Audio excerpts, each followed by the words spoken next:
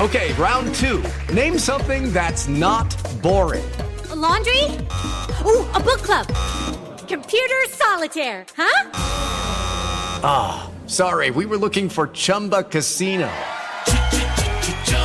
That's right, ChumbaCasino.com has over 100 casino-style games. Join today and play for free for your chance to redeem some serious prizes. ChumbaCasino.com. No purchase necessary. Void where prohibited by law. 18 plus. Terms and conditions apply. See website for details. Hello and welcome. It is Eric Erickson here. This just so happens to be my show. The phone number, if you'd like to be a part of it, 877-973-7425. Really am delighted to have you with me. We got a lot of stuff to get through because I am behind on all the stuff I was going to talk about in the last hour, which is fine because it gives me a spillover effect. Although I do have to tell you, someone put up this tweet, and I got to read it to you because it kind of sums up my life right now. Brain cells die, skin cells die, even hair cells die. But the fat cells in my stomach must have accepted Jesus Christ as their Lord and Savior because they seem to have eternal life. Yes, they do. Now, I gotta talk to you about the story from Gallup polling. You know, Gallup stopped doing the presidential polling for a while because they're like the most reasonable pollster out there. They screwed it up and decided, you know what, our polling was so bad in, I think it was 2016. Their polling was so bad that they just decided we got to step out for a while and figure out what's going on. And they've been tweaking their polling, running models. But what they have done, they've got some historic surveys they've always done.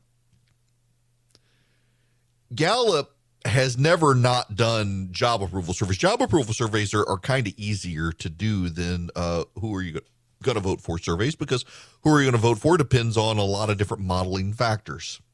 You can just call registered voters in America and what do you think of the president and do mobile phones and the like, and you're going to get a pretty good sampling over time. There's a problem here, and it's the one I've been warning people about. It's the one I've been warning Democrats about. And listen, I got to tell you, my job here is not to be the partisan cheerleader. I can be. I am a conservative. I was an elected Republican. But my job here is to cover the news and cover it and provide you an analysis of the news. I'm not a host. I used to be, and over time I've just kind of grown up to a degree. I don't want to tell you what to think. I'll give you what I think. I'll give you the news. I'll give you the analysis. And if you're going to email me and say, oh, you're just helping the other side, that's not my job. My job is not to help the other side. My job is to just tell you what's going on with the news. And if you don't like it, I'm sorry. Blame the news. Don't blame me. Blame the Democrats or Republicans. Don't blame me. I'm here to try to at least give you all the information so that you can make up your own mind about stuff. And one of these issues is just how bad it's going to be in November for the Democrats, and they don't seem to see it coming. They are so epistemically convinced that January 6th is the be-all, end-all of it, and no right-thinking American will vote for the Republicans because of what happened on January 6th, that they are toast. I'm going to read you this from Gallup. With less than 5 months to go before voters elect all members of the House of Representatives and 1/3 of the Senate, the current Democratic congressional majority is facing an extremely unfavorable election environment. The party of the president typically loses U.S. House seats in midterm elections, an average of 23 since 1974. However, 2022 is not shaping up to be an average year. Rather, as of May, Gallup finds presidential job approval and 3 other key national mood indicators well below the historic averages measured in past midterm election years. On their own, these numbers would all predict a greater than average loss of seats for the Democrats. Gallup's latest poll from May 2nd to 22nd survey finds 41% of Americans approving of the job President Biden is doing, 18% approving of the job Congress is doing, 16% satisfied with the way things are going in the United States, and a 32 percentage point deficit in positive versus negative ratings on the current economic conditions. 14% of Americans find the economy positive, 46% find it overall negative.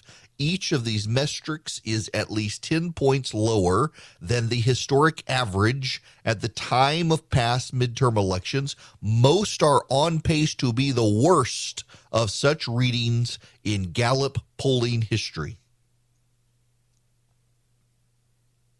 That's bad. Let me give you the polling numbers of presidential approval.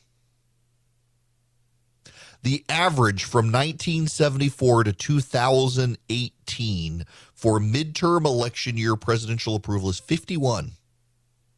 In 1974, Gerald Ford had a 54% approval rating. A lot of that was just the goodwill of Ford taking over from Nixon. Didn't help the Republicans much that year. In 1978, Jimmy Carter had a 49% approval rating. In 1982, Ronald Reagan, his first term, had a 42% approval rating. But in 1986, Reagan had a 63% approval rating. 1990, George H.W. Bush had a 58% approval rating. In 1994, when the Republicans took Congress for the first time in 40 years, Bill Clinton had a 46% approval rating, but rebounded to a 66% approval rating in 1998. In 2002, when George Bush and the Republicans not only held the House but took the Senate back, he had a 63% approval rating in the midterms. In 2006, George W. Bush had a 38% approval rating, and the Republicans lost everything. In 2010, Barack Obama had a 45% approval rating when the Republicans took back Congress, and in 2014, he had a 44% when the Republicans took back the Senate, held the House.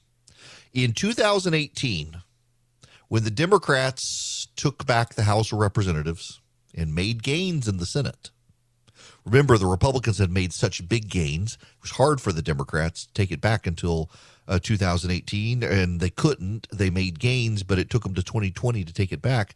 The Trump approval rating was 41%. Where is the Biden number? 41%. In the Gallup poll, tied with Trump. The problem here for the Democrats is that in the polling average, not just Gallup, but in the polling average, Joe Biden is at the lowest approval rating of any president in American history at a midterm. Joe Biden's average approval rating right now is lower than Jimmy Carter's in 1978. Joe Biden's approval rating right now in the country is lower than Donald Trump's. In fact, Donald Trump's favorable rating in the country right now as it exists is a 44% favorable rating. Joe Biden's personal approval rating is at 43%, a point less than Trump. But his job approval rating in the polling average is 39.9%. Joe Biden's approval in the NPR PBS poll is 39%. In the Quinnipiac poll, 35%. In the Investors Business Daily Tip poll, 37%. In the Politico poll, 40%. In the Reuters Ipsos poll, 39%. In fact, again, this is part of the problem here. In the Fox News poll, Joe Biden does better in the Fox News poll than anyone but the YouGov poll. The YouGov poll has him at 44%.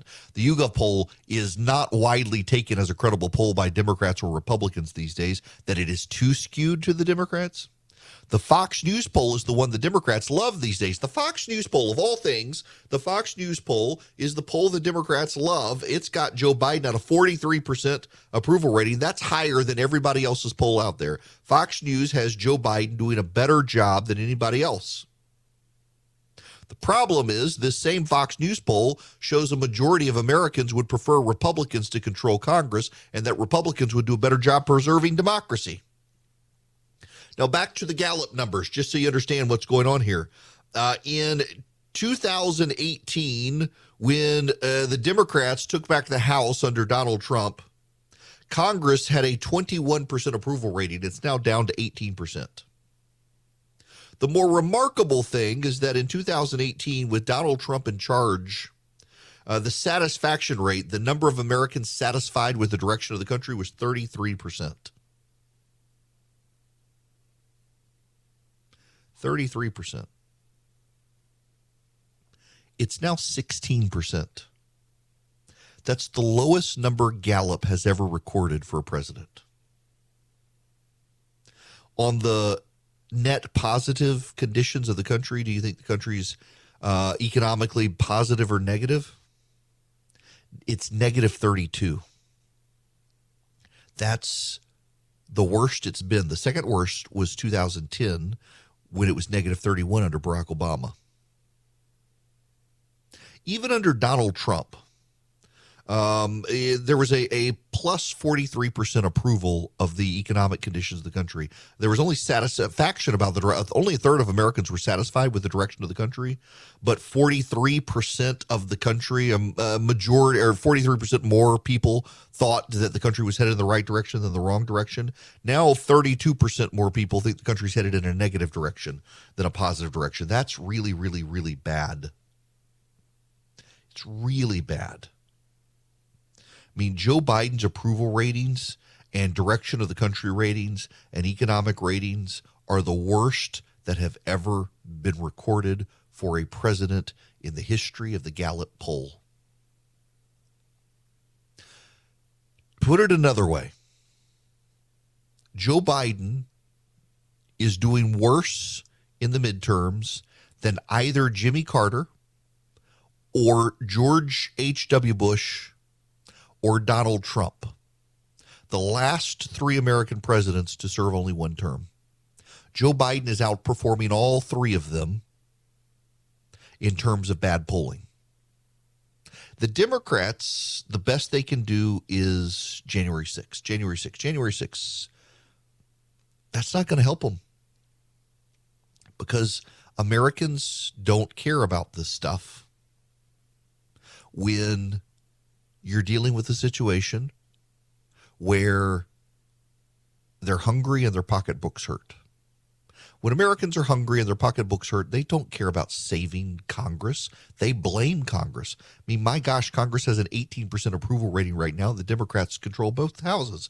When Congress says you must care about something and only 18% of Americans think Congress is doing a good job, you tend to do the exact opposite. It's what the January 6 people forget. It's what the Democrats forget. These are just the fundamentals, and I sound like a broken record.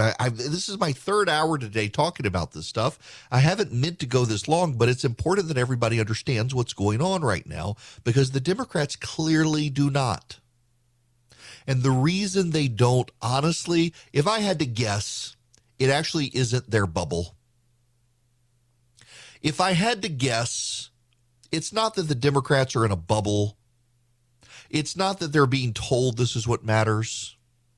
What I really fundamentally, truly believe is going on is that the Democrats think they got nothing else.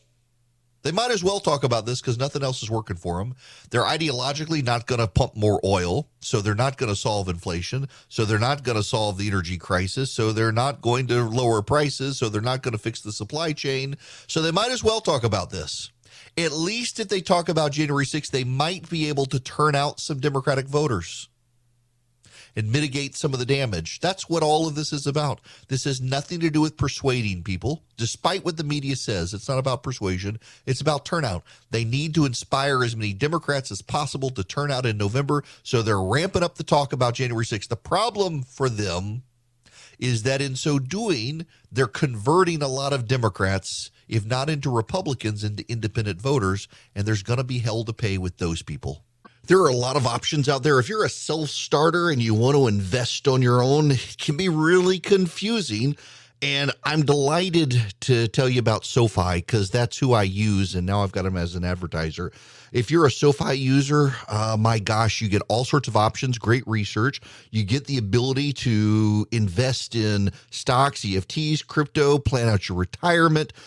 More importantly, you got people you can call on. I mean, for example, I can use SoFi to buy stocks and EFTs and do the deep dive research if I need to and get complimentary financial planners ready to help answer questions.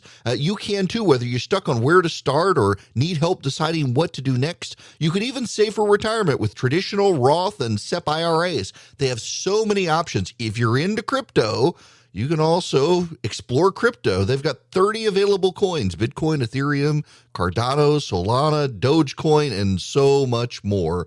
But more importantly, they've got the number one ranked automated investment tool, their robo-advisor. It takes the stress out of building and managing a diversified portfolio without having to pay a bunch of experts to do it. I really like SoFi. Y'all, I've tried, you name it, and I probably tried it, and I settled on SoFi and think you will like it as well. Cut through the jargon, make investing easier with SoFi. Visit SoFi.com/Eric to learn how you can win up to $1,000 in stock when you open an account. That's SoFi.com/Eric. Brokerage and active investing products offered through SoFi Securities LLC, member FINRA SIPC. Hello there, it is Eric Erickson here. The phone number is 877-973-7425. This is a real thing that's happening. I mentioned I know a couple people it happened to. I thought it was isolated, but on Twitter, I'm getting lots of responses from lots of people around the country. You know, the IRS, to stimulate economic growth and help families, gave out child tax credit payments to families. You got checks in the mail from the government, and they use your 2021 tax estimates to do it. And now a lot of Americans around the country are getting letters from the IRS saying the IRS overpaid them and they want their money back. This is going to cause real problems for one of the two political parties come November, and it's not going to be the party out of power.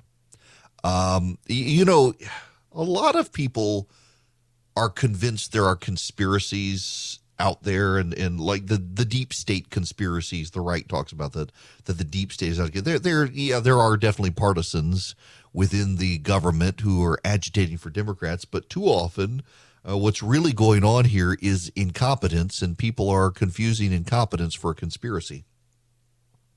I forget who it was who came up with rules to understand government, and one of them was that you should always expect that government will operate as if your opponents are in charge of it, when really it's just highly incompetent people in charge. Not the best and brightest, even at the IRS these days. And they have apparently given out lots of money to lots of Americans. And now when people are actually filing their taxes, they're getting letters in the mail saying, hey, you've got to now reimburse us because we're the ones who screwed up and paid you too much money. That's going to be a political nightmare for Joe Biden and the Democrats. One person actually replied to me and said, like a good law-abiding citizen, I paid the money to the IRS that they said I owed, and then they sent about half of it back and said that they screwed that up too. Wow. All these little things fly under the radar. You know, one of the things that's not flying under the radar is the Abbott baby formula factory. It's been shut down again. In the hot weather and with some other issues, they shut it down again, which is going to exacerbate the formula shortages. You know, there are Democrats out there right now, really inside the White House, there are Democrats who really do believe that oil companies and companies like Abbott are doing this sort of stuff to spite the Democrats. They're doing it to cost the Democrats the election. Nothing could be further from the truth, but it's what they're doing. And the White House, by being so silly about this stuff, is not helping their case. Here's the idiot White House press secretary. We are calling on them to do the right thing, to be patriots here, and not to use the war as an excuse or as a reason to not put out a production, to not do the capacity that is needed out there, so that the prices can come down. Right. At the same time, she's saying this is an exchange she just had with Peter Doocy at the White House on the exact same topic. with our clean energy. So I know the president once said that he was going to end fossil fuel. Is that now off the table? No, we are going to continue to move forward with our clean energy proposal, our climate change proposal. Is that the priority? Climate change over gas prices? No, that's not what we're saying. We're saying I'm answering the question. So they still want to get rid of oil and natural gas. They want them to produce more, invest more, and not get their money back through their long-term investments. That's not how any of this. Do they even know how oil and gas works? It's about 20 years to get your money back in investments. Now, when you say you're going to put them out of business in the next 10 years, they're not going to invest. Do they understand this? Do they at all understand? Apparently, they don't. They don't, and they're making matters worse because it's actual willful ignorance at the White House. They don't care to understand because they want to shut the industry down. And the result is now they've concocted their own conspiracy theory that the oil companies are being willful in this to make them lose. Doesn't matter. They're going to lose. It doesn't matter if there's a conspiracy or not. There's not, though. Hello there, it's Eric Erickson here. The phone number, 877-973-7425. Real quick before I get back to phones, and I will here in just a second, I got to tip you off on something. There are a number of progressives and Democrats out there claiming that actually the Biden administration is producing more oil than was produced in the Trump administration. I've gotten this in comments on Instagram. I've gotten this on Twitter. It's actually a misleading statistic. It was pushed out by White House Chief of Staff Ron Klain, and Democrats have regurgitated it as truth. But, you know, there are lies, damn lies, and statistics. What actually happened is the Ron Klain chart shows total oil produced in a presidential term. And they forget that in 2020 and 2021, due to the COVID shutdown, a lot of oil and gas producers stopped. If you actually look at the oil produced in Donald Trump's first term up until the months in 2020 and 2021, he was far outpacing monthly output of any time during the Biden administration. The Washington Free Beacon has the actual month-to-month chart, and you could see that there was a decline in the production of oil during the Obama administration, and starting in January of 2017, the Trump administration began revving up the output, and that output was revved up all the way to 2020, where we were producing over 125,000 barrels of oil a day. And it dropped precipitously because of the shutdown and has never actually gotten back to the amount of oil produced each day domestically under the Trump administration. So when Democrats tell you that the Biden administration is producing more domestic barrels of oil a day than the Trump administration, you need to tell them that they're actually fudging the statistics, because up until the COVID shutdown in 2020, the Obama administration and the Biden administration combined were not producing as many barrels of oil a day as the Trump administration. That's just the truth. I mean, if we're gonna talk about it, we need to actually talk about the truth, not the spin. Now back to the phones we go. Frank, you're going to be up next. Welcome to the program. Hey, Eric, how are you doing? Good. How are you? Great. Glad to get on the show. Thank you.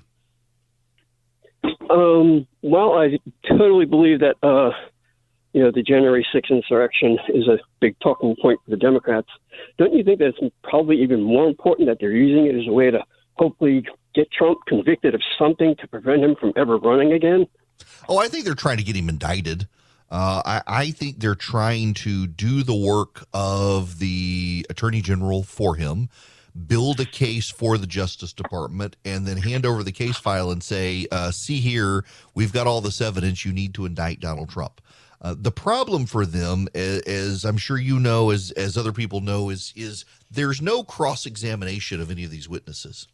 So they're being put forward in the most favorable eye for the January 6th committee without any cross-reference. So, for example, big story this morning, it broke.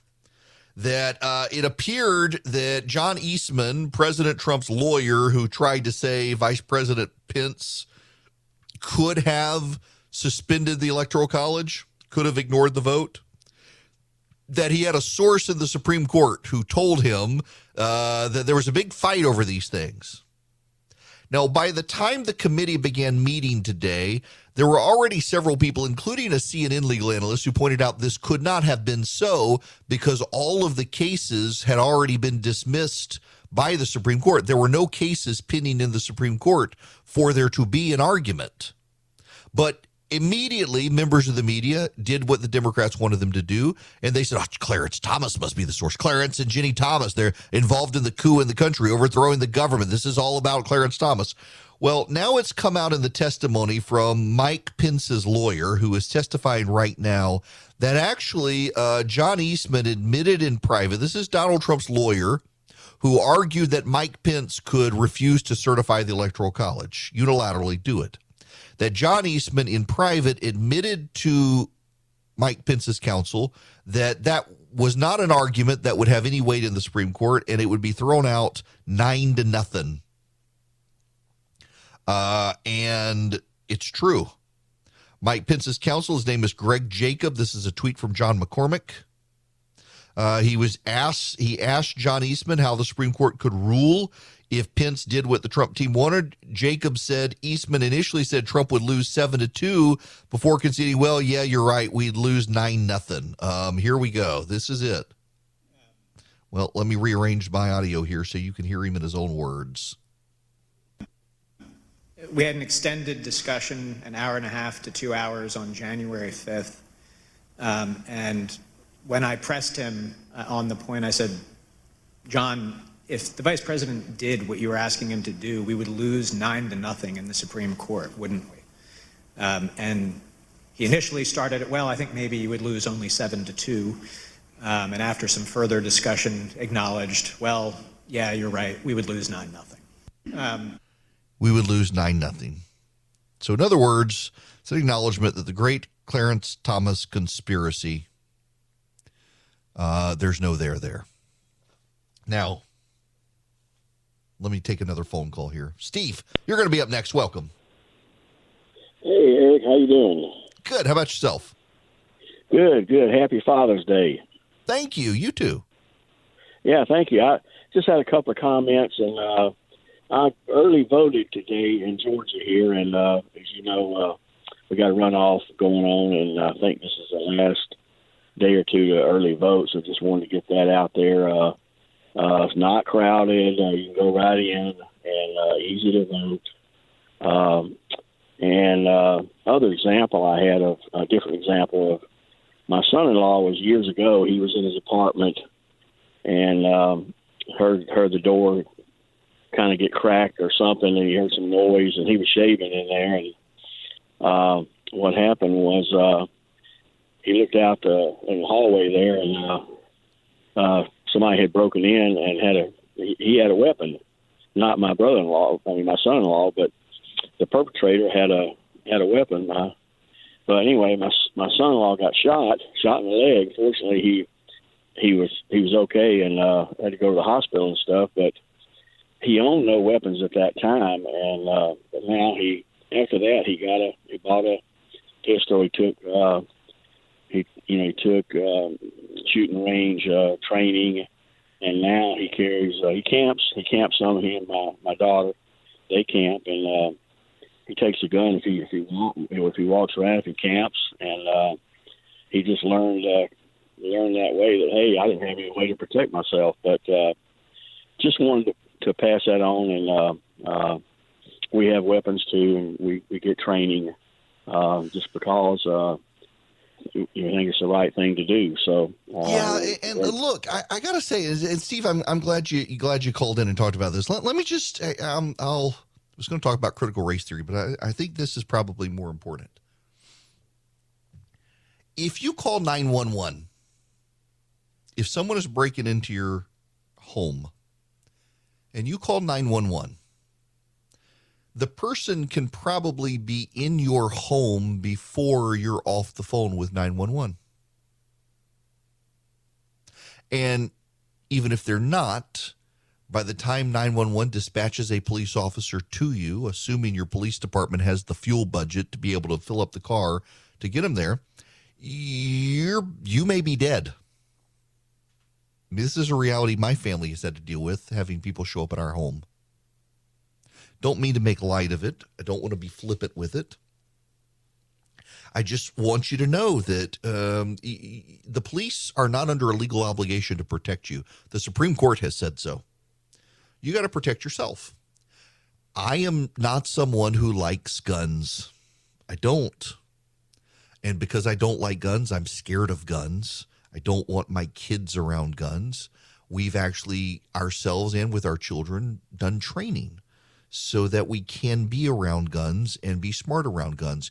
You hear about kids in homes getting shot with guns. It's because it's people who never got the training and don't have the knowledge. You don't leave loaded handguns around your house unless you're an idiot. You can leave magazines around the house with ammunition in them, separate from the guns.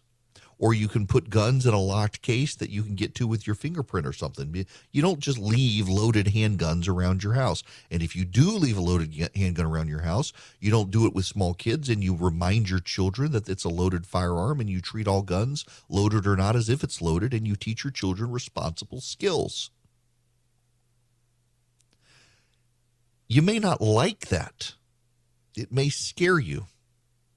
It may upset you. It may worry you. But when the person comes to kick in your front door and do you harm, you will thank God that you had a firearm and knew how to use it. You will thank God that you did not have to run into a room and try to barricade yourself in and remember that your cell phone is in the other room so you can't call 911 for help. There are plenty of responsible instructors out there. Call your local gun range. See if they have a recommendation for someone who can teach you responsible gun safety. It's no easy thing. I don't like it. I don't like having guns in my house. I support the Second Amendment. I'm a big Second Amendment advocate. I don't like guns. I don't like having the power in the palm of my hand to take someone's life. But I know I have to have that for the safety of my family. And it's not just me because I'm in some way mild celebrity who people know and have had people show up at my house. I mean, you just had a caller on this program who had someone break into his son's house or apartment with a firearm and shot him. Thankfully, the son survived. But I recommend people learn how to use guns, particularly in our culture, because there are more guns than people. You should be teaching your kids responsible firearm safety, because while you may not have a gun, the odds are your kid is going to go to a friend's house and the friend's family is going to have a gun, and you want your child to be able to know what's going on around that too. You got to be responsible for your own safety. Again, there is no constitutional right of the police to protect you. The Supreme Court has said the police are under no obligation to protect you. You protect yourself. And the way you do it is you learn how to be a responsible gun owner. Now, back to the phones here.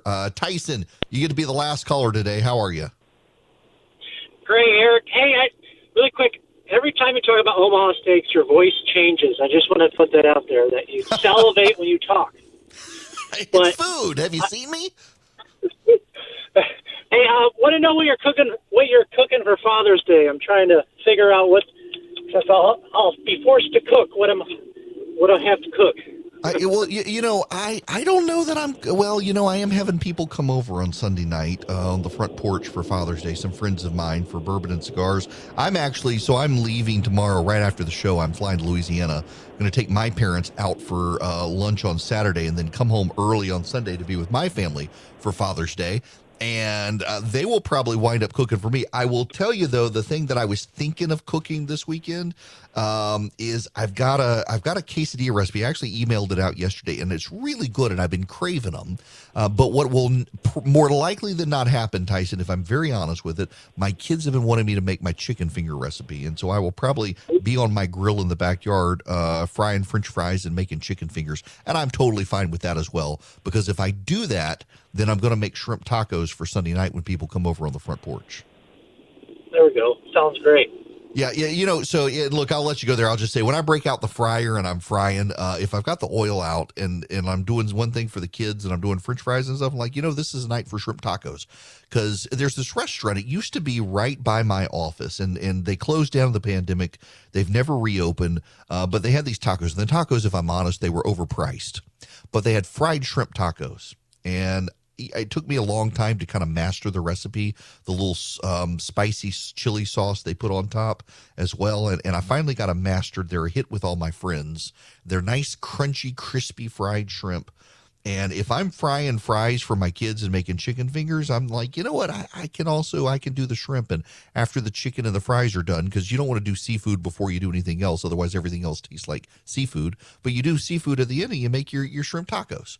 If you guys want my recipes, by the way, text the word recipe to 33777. I'll send you back a link to the Substack where I keep all those recipes, and you can subscribe and get them in your inbox every week as well. Now, speaking of frying, if I fry inside the house, we don't have an exhaust fan, so I got to use my Eden Pure Thunderstorm to wipe out the fry odors, and it works. In fact, I'm going to my parents' tomorrow, as I mentioned, and I'm going to have one in my suitcase with me because the last time I was there, the rental car had really smoky, nasty, smoky odors in it. And I didn't want my mom and dad to have to be in the stinky rental car with me. And so I just plugged the Eden Pure Thunderstorm in with a USB cord. It had a USB outlet in the car, and you've got one on the Eden Pure Thunderstorm. And I was able to power it up and get rid of the odors in the car. And it just works. It gets rid of the dust and the pollen and the mold as well, but it also gets rid of the odors. It doesn't mask them. It eliminates them. You can get 3 of them by going to EdenPureDeals.com and putting Eric, ERICK 3, in the discount code box that appears on the website, Eric3. You get 3 Eden Pure Thunderstorms for less than $200. Now, normally, if you were to buy them one at a time, each one costs over $100. But you can get 3 of them now for less than $200. You're saving about $200 in the process, and you get free shipping. You go to EdenPureDeals.com. The discount code is Eric3, ERICK3. It eliminates odors, doesn't mask them, it eliminates them, and it gets rid of all the stuff floating in the air. It's filterless. You just wipe it out on occasion. EdenPureDeals.com. The discount code is Eric3. So I went in December and got PXG golf clubs. They're like really top of the line. Yeah, I spent about 3 hours with them for the fitting. I've never spent that long getting golf clubs fitted. And I'm bad at golf. And they actually, particularly the wedge, I'm such a bad golfer. But with the wedges, I'm hitting the wedges. But everything, man, I suck. But now I think I'm going to have to go get some tailor-made golf clubs. So the U.S. Open starts up in Boston, the golf tournament, and TaylorMade is making all of their British players play with golf bags commemorating the American Revolution. My buddy Leland Vittert from News Nation sent me this link to this. The Rory McIlroy put up this tweet: going to be a great week for sports in Boston. I have 2 tickets to the U.S. Open, tickets to the Red Sox game, and the signed bag for one lucky Boston fan. And when you look at it, it's the Rory McIlroy TaylorMade. It's got April 18th, 1775 on it, which was the date of Paul Revere's ride. It's got 2 lanterns on it, one if by land, 2 if by sea. And TaylorMade then pushed this out. Our latest major bag and accessories kit pays homage to the birthplace of the American Revolution and the events that shaped a nation. All our players will play with the bag in Boston, and they got several of the British players, and they're all playing with bags commemorating the American Revolution. Good for them. Good. Make the Brits take the loss. It's actually not a bad looking bag, but I gotta say, I don't like those giant golf bags. I like my little golf bag. It's got my clubs and plenty of balls, my golf glove in it, tees, and I don't understand why you need this massive, ginormous golf bag. I guess we have specialty clubs that you use. I have no idea. I'm not that good of a golfer, but I never have a bag that big, even if I was, unless I had a caddy full time. I could make Philip be the caddy all the time, probably. In any event, I will talk to you guys tomorrow. You guys have a great afternoon. I'm going to go play golf. With Lucky Land Slots, you can get lucky just about anywhere. Dearly beloved, we are gathered here today to... Has anyone seen the bride and groom? Sorry, we're here. We were getting lucky in the limo and we lost track of time. No, Lucky Land Casino, with cash prizes that add up quicker than a guest registry. In that case, I pronounce you lucky. Play for free at LuckyLandSlots.com. Daily bonuses are waiting. No purchase necessary. Void where prohibited by law. 18+. Terms and conditions apply. See website for details.